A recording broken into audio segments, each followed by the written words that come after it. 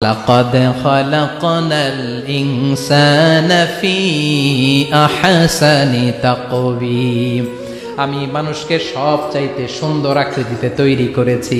সুবহানাল্লাহ পড়েন, চিল্লায় পড়েন আল্লাহু আকবার। আল্লাহ বললেন মানুষ সবচাইতে সেরা, মানুষ হলেন সবচাইতে সেরা। মানুষ যখন সেরা হয়, মানুষের চাইতে সেরা কেউ হয় না। আবার মানুষ যদি নিকৃষ্ট হয়ে যায়, মানুষের চাইতে নিকৃষ্ট কেউ হতে পারে না, ঠিক কি না? আল্লাহ বললেন মানুষের আকৃতি আমি বড্ড চমৎকার করে বানালাম। সবচেয়ে সুন্দর আকৃতি মানুষের, সবচেয়ে সুন্দর আকৃতি কার? জোরে বলেন, সবচেয়ে বেশি মর্যাদা কার? আশরাফুল মাখলুকাত কে? আশরাফুল মাখলুকাত কে? চিল্লায়া বলেন। নাকি হাতি, রয়্যাল বেঙ্গল টাইগার? শক্তিশালী না এটা? এটা তো মানুষ খেয়ে ফেলায়, তো এটাই না আশরাফুল মাখলুকাত হওয়া দরকার? হাতি সবচেয়ে শক্তিশালী না? তো এটাই না আশরাফুল মাখলুকাত হওয়া দরকার? এগুলো কোনটাই আশরাফুল মাখলুকাত না। আশরাফুল মাখলুকাত হচ্ছে মানুষ। আশরাফুল মাখলুকাত কি? চিল্লায় বলেন, আশরাফুল মাখলুকাত কে? এজন্য আল্লাহ বললেন লাকাদ খালাকনাল ইনসানা ফি আহসানি তাকওয়িম, আমি মানুষকে চমৎকার আকৃতি দিয়ে তৈরি করেছি। সুম্মা রাদাদনাহু আসফালা সাফিলিন, আবার মানুষকে আমি একেবারে নিম্নগামী করেছি। উপরে যেমনি নিয়েছি, আবার মানুষকে নিম্নগামীও করেছি। তার মানে মানুষ যদি সম্মানিত হয়, মানুষের চেয়ে বেশি সম্মানিত কেউ হতে পারে? মানুষ যদি সম্মানিত হয়, মানুষের চেয়ে সম্মানিত হওয়ার সুযোগ কারো আছে? দলিল কি? দলিল হচ্ছে বিশ্বনবী যখন মেরাজে যাচ্ছিলেন, একটা সার্টেন লেভেল, যে একটা নির্দিষ্ট জায়গায় যে সাইয়েদনা জিব্রাইল বললেন ইয়া রাসূলুল্লাহ আমি আর উপরে যেতে পারবো না, আমার খেলা এই জায়গায় শেষ, নবী আপনার খেলা এখন শুরু। সুবহানাল্লাহ। ও নবী, এই জায়গার নাম সিদরাতুল মুনতাহা, এটা সীমান্ত বৃক্ষ, এটা হচ্ছে বর্ডার এরিয়া। কি এরিয়া? এটা হলো বর্ডার এরিয়া, এখানে আমার খেলা শেষ। আজীবন আমি এই জায়গায় এসে কান পেতে আল্লাহর অর্ডার শুনেছি, আর ওই অর্ডার তামিল করার জন্য দুনিয়াতে নেমেছি। আমি জিব্রাইলের উপরে যদি 1 ইঞ্চি উপরে ওঠার চেষ্টা করি, আমার শত শত পাখাগুলোকে জ্বালিয়ে ছাই করে দিবে কে? সাইয়েদনা জিব্রাইল আর উপরে যেতে পারে নাই। যেখানে সাইয়েদনা জিব্রাইলের খেলা শেষ, ওইখানে বিশ্বনবীর খেলা শুরু হয়েছিল। কোন সুবহানাল্লাহ। তার মানে মানুষ যখন উপরে ওঠে, এত উপরে উঠে যায়, ফেরেশতাদেরকেও হার মানিয়ে ফেরেশতাদের উপরে চলে যায়। আবার মানুষ যখন নিচে নামতে শুরু করে, শয়তানকেও হার মানিয়ে নিচে চলে যায়, ঠিক কি না? তার মানে হাইয়ার হলে সব দিক দিয়ে হাইয়ার, হাইয়েস্ট তো অল ক্রাইটেরিয়াতে সে হাইয়েস্ট, লোয়েস্ট তো অল ক্রাইটেরিয়াতে সে লোয়েস্ট। মানুষ ভালো হলে এর চেয়ে ভালো আর হয় না, মানুষ খারাপ হলে তার চাইতে খারাপ আর হয় না। এজন্য আল্লাহ বললেন সুম্মা রাদাদনাহু আসফালা সাফিলিন, মানুষকে যেমনি আমি সুন্দর আকৃতি দিয়ে তৈরি করেছি, আবার ওই মানুষকে আমি আল্লাহ নিম্নগামী করেছি। যেটা উপরে ওঠে ওইটা আবার নিচেও নামা লাগে, ঠিক কিনা? কোন কোন তাফসীরে মুফাসসিরিনে ইকরাম বলেছেন আসফালা সাফিলিন দিয়ে বার্ধক্যকে বোঝানো হয়েছে। যৌবনে মানুষের চেহারার সৌন্দর্য বেড়ে যায়। যৌবন যখন ঠিকড়ে পড়ে, একজন তাগড়া যুবক, তার চেহারার মধ্যে যে সৌন্দর্য, ওই ছেলেটাই যখন বুড়ো হয়ে যায়, তার চেহারার দিকে কেউ তাকাতে চায় না। রং ধরা যৌবন জং ধরে নাই, জং ধরে শেষ, ঠিক কিনা? আবার কোন কোন মুফাসসির বলেছে না, এটা নৈতিক অধপতন। সুম্মা রাদাদনাহু আসফালা সাফিলিন, মানুষ যখন নিম্নগামী হয়, সবচেয়ে খারাপ হয়ে যায়। এই মানুষের মধ্যে যখন নেফাকি দেখা দেয়, মানুষ যখন মুনাফিক হয়ে যায়, সবচেয়ে খারাপ হয়ে যায়। মুনাফিকের চরিত্র যখন একজন মানুষের মধ্যে সে ধারণ করে, নিচে যেতে যেতে এত নিচে সে চলে যায়, শয়তান দেখে অবাক হয়ে যায়। শয়তান দেখে মনে মনে কয় এইটাই যদি দুনিয়ায় আইবো, আমারে আল্লাহ বানাইছে কেন? কথা বুঝতে পারছেন? মানুষ এত নিচে যায়, শয়তান অবাক হয়ে বলে এইটাই যদি দুনিয়াতে থাকবে, তো আমি তৈরি হইলাম কেন? আমি শয়তান হইলাম কেন?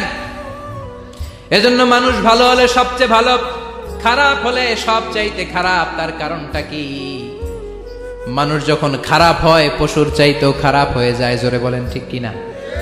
আমরা বলি না তুই পশুর চাইতে অধম। মানবিকতা হারিয়ে যখন মানুষ অন্যায় কাজ করে তখন আমরা বলি তুই পশুর চাইতে অধম, ঠিক কিনা? এজন্য বলা হয় জনসংখ্যা বাড়ছে, মানুষ বাড়ছে না। বাড়ছে জনসংখ্যা, বাড়ছে কি মানুষ? বাড়ছে নাকি? মানুষ নাই। এই দুনিয়া এখন তো সেই দুনিয়া নাই, মানুষ নামের মানুষ আছে, দুনিয়া বোঝাই, সেই মানুষের ভিড়ে আমার আসল মানুষ নাই।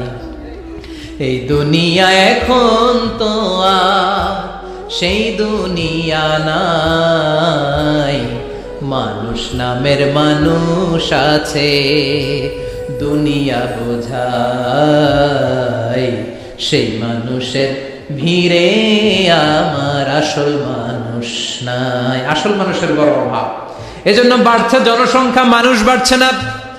মানুষ যখন খারাপ হয়ে যায় পশুকেও হার মানায়। আল্লাহ বলে উলাইকা কাল আনআম বাল হুম আদাল উলাইকা হুমুল গাফিলুন।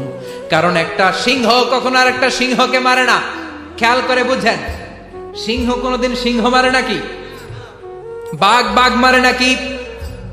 হাতি কোনোদিন হাতি মারে নাকি? কিন্তু মানুষ মানুষকে মারে, ঠিক কিনা? আওয়াজ করে উত্তর দেন। একটা বাঘ আর একটা বাঘকে 8 টুকরা 10 টুকরা করে নাকি? একটা হাতি আর একটা হাতিকে কোনোদিন 20 টুকরা 14 টুকরা করে নাকি? কিন্তু একটা মানুষ আর একটা মানুষকে 8 টুকরা 14 টুকরা 20 টুকরা করে, ঠিক কিনা? এজন্য আল্লাহ বললেন সুম্মা রাদাদনাহু আসফালা সাফিলিন। মানুষ যখন শ্রেষ্ঠ হয়, মানুষের চাইতে শ্রেষ্ঠ যেমনি কেউ আর হতে পারে না, আবার মানুষ যখন নিকৃষ্ট হয়ে যায়, মানুষের চাইতে নিকৃষ্ট আর কেউ হতে পারে। এজন্য ভালো হওয়ার দরকার আছে না নাই? তার মানে মানুষ যেমনি উপরে ওঠে আবার নিচেও নামতে পারে। মানুষের যেমনি সুযোগ আর সম্ভাবনা বেশি, মানুষের মধ্যে বিপদ খুব বেশি, কিন্তু 2 শ্রেণীর ব্যক্তিকে বিপদ স্পর্শ করে না। কয় শ্রেণী? আরো জোরে বলেন। আল্লাহ বললেন সে 2 শ্রেণী হলো ইল্লাল্লাযীনা আমানু ওয়া আমিলুস সালিহাতি ফালাহুম আজরুন গায়রু মামনুন। যারা ঈমান আনবে আর সৎ কর্ম করবে, এক আল্লাহর উপরে যারা বিশ্বাস রাখবে আর যারা দুনিয়াতে নেক আমল করবে, তাদের জন্য প্রতিদান রেখেছে কে? তাদেরকে জান্নাত দেওয়ার জন্য প্রস্তুত হয়ে আছে আল্লাহ। জোরে কোন ঠিক কিনা? ওই জান্নাতে ঢোকার ইচ্ছা আছে না নাই? জান্নাতে যেতে চান তো আপনারা? যেতে চান না কারা কারা? হাত তোলেন তো। জান্নাতে যেতে রাজি আছেন? রাজি আছেন সবাই? আল্লাহ এই দুনিয়াতে তুমি যেমনি আমাদেরকে একত্রিত করলা, জান্নাতের ময়দানেও তুমি আমাদেরকে একত্রিত করে দিও, পড়ে না আমিন। জান্নাতেও যেন আমরা এভাবে বসে বসে তাফসীরুল কোরআনের ময়দানে থাকতে পারি, তুমি তৌফিক দাও, চিল্লায় পড়ে না আমিন। এজন্য আল্লাহ বললেন বিপদ মুক্ত হতে চাইলে 2টা কাজ করতে হবে। এক হলো ইল্লাল্লাযীনা আমানু, ঈমান আনতে হবে। কার উপরে? জোরে বলেন কার উপরে? ঈমানের পথে অবিচল থেকে আমার মরণ যেন হয়, তোমারই কাছে মিনতি আমার, তোমারই কাছে মিনতি আমার, মহামহিম দয়াময়। ঈমানের পথে অবিচল থেকে আমার মরণ যেন হয়, পড়েন আমিন। আর জোরে আমিন। এজন্য আল্লাহ বললেন প্রথম শর্ত হলো ঈমান আনতে হবে। ওই ঈমানের মধ্যে শিরকের মিশ্রণ থাকতে পারবে না। শিরক ছাড়া পাক্কা মুমিন হয়ে যদি আমার দরবারে আসো, জান্নাতুল ফেরদাউসের দরজা তোমার জন্য খুলে দিবে কে? আল্লাহ। 2 নম্বরে ওয়া আমিলুস সালিহাত, নেক আমল যদি করতে পারো, ঈমান আর নেক আমল, এই 2টার গ্যারান্টি যদি দিতে পারো, জান্নাতের গ্যারান্টি দিবে কে? এরপর আল্লাহ বললেন ফামা ইউকাযযিবুকা বা'দু বিদ্দীনি আলাইসাল্লাহু আহকামিল হাকিমিন। এত সুন্দর সুন্দর চারটা কসম দিয়ে ওয়াজ নসিহত করার পরে ও নবী, কারা আখিরাতকে অস্বীকার করে, কারা জান্নাত এবং জাহান্নামকে অস্বীকার করে? ও নবী, আমি আল্লাহ কি শ্রেষ্ঠতম বিচারক নই? আলাইসাল্লাহু বি আহকামিল হাকিমিন। আল্লাহ এখানে আপনাদেরকে প্রশ্ন করেছে, কি করেছে? কথা বলেন, কি করেছে? He put a question to the audience. Allah just put a question to the listener. শ্রোতাদের কাছে আল্লাহ একটা প্রশ্ন রেখে দিয়েছে।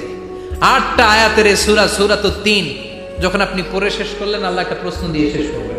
আল্লাহ বললেন, আলাইসাল্লাহু বি আহকামিল হাকিমিন। আমি আল্লাহ কি শ্রেষ্ঠ বিচারক নই? আল্লাহ কি শ্রেষ্ঠ বিচারক নন? আমরা বললাম, বালা, অবশ্যই আল্লাহ আপনি শ্রেষ্ঠ বিচারক।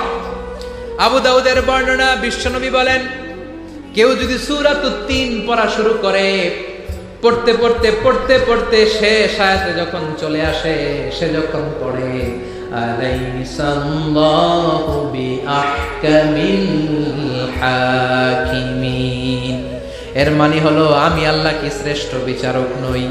আমি আল্লাহ কি আহকামুল হাকিমিন নই? সূরাতুত তিনের শেষ আয়াতে যখন কেউ পৌঁছে যায়, সেজন্য আল্লাহর প্রশ্নের জবাব দিয়ে তারপরে সূরাটা শেষ করে। সেজন্য বলে, বালা ওয়া আনা আলা যালিকা মিনাশ শাহিদিন। ও আল্লাহ, আমি সাক্ষ্য দিলাম অবশ্যই আপনি আহকামুল হাকিমিন, আপনি শ্রেষ্ঠ বিচারক। কারণ আল্লাহর চাইতে শ্রেষ্ঠ বিচারক আর কেউ আছে নাকি? সব বিচারকের বড় বিচারক কে? সবচেয়ে বড় বিচারপতির নাম কি? দুনিয়ার বিচারপতিদের বিচার করবেন যে এই বিচারপতি, ওই বিচারপতির নাম কি? আলাইসাল্লাহু বিআহকামিল হাকিমিন। আমি কি শ্রেষ্ঠ বিচারক নই? আল্লাহ প্রশ্ন। Of course you are the জাজ অফ অল জাজেস। আল্লাহ হচ্ছে সব বিচারকের শ্রেষ্ঠ বিচারক। কারণ আল্লাহর বিচারে কোনো দুই নাম্বারই নাই, আছে নাকি? আল্লাহর বিচারে কোনো জুলুম নাই, আছে নাকি? আল্লাহর বিচারের ময়দানে ঘুষ দেওয়ার সিস্টেম নাই, আছে নাকি? আল্লাহর বিচারের দিন কোনো টেলিফোন কলে কোনো কাজ হয় না, আছে নাকি? এজন্য আল্লাহ বললেন, ওয়ামা আনা বিযাল্লামিন লিল আবিদ। আমার বিচারটা এত স্বচ্ছ বিচার, এত চমৎকার বিচার, এই বিচারে কেউ জুলুমের শিকার হবে না। ফামাই ইয়ামাল মিসকালা যাররাতিন খায়রান ইয়ারা ওয়া মান ইয়ামাল মিসকালা যাররাতিন শাররান ইয়ারা। আমার বিচারটা এমন বিচার, যাররা পরিমাণ ভালো করেছো ওইটাই পাবা, যাররা পরিমাণ খারাপ করেছো সেটাও পাবা। যে যতটুকু করেছো পরিণাম তার ততটুকু। এটাই হলো আল্লাহর বিচার, ঠিক কিনা? এজন্য আল্লাহর সেই বিচারের দিনকে আমরা ভয় করি তো? কিয়ামতের সেই বিচারের কাঠগড়াকে আমরা ভয় করি? যারা এই বিচারের কাঠগড়াকে ভয় করে তারা কোনোদিন মিথ্যা বলে না, তারা কোনোদিন নামাজ ছাড়ে না, তারা কোনোদিন ইসলামের বিপক্ষে কাজ করে না। চিল্লায় বলেন ঠিক কিনা? আল্লাহ সব সময় আমাদেরকে ইসলামের পক্ষে থাকার তৌফিক দাও।